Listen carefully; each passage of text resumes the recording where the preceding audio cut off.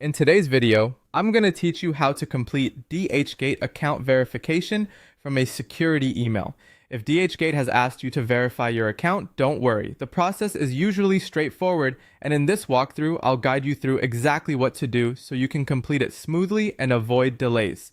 First, go to your Dhgate account message center or check the email inbox connected to your account. You're looking for the security message sent by Dhgate regarding verification. If you're checking your email, make sure the message is actually from Dhgate before opening anything or clicking any links. It's always a good idea to review the sender carefully and confirm that the email looks legitimate.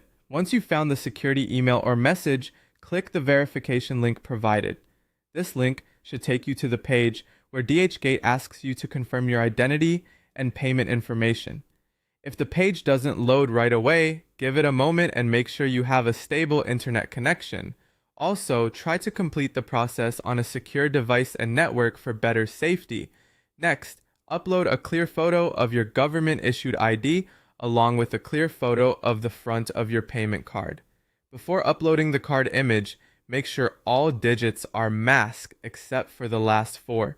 This is an important privacy step, and it helps protect your financial information while still giving Dhgate the details they need to verify the card.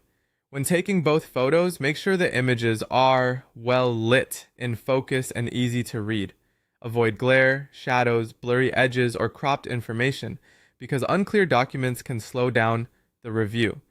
After you've uploaded everything, take a quick moment to review the files and confirm that the correct images were attached. Once you're ready, click Submit. At that point, your request will be sent for review. Now, all that's left to do is wait for processing, which typically takes around 24 to 48 hours. During that time, keep an eye on your Dhgate message center or your email inbox in case they send you an update or ask for anything else.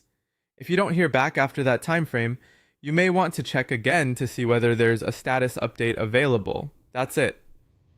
If you follow these steps carefully and submit clear documents, the verification process should be much easier to complete.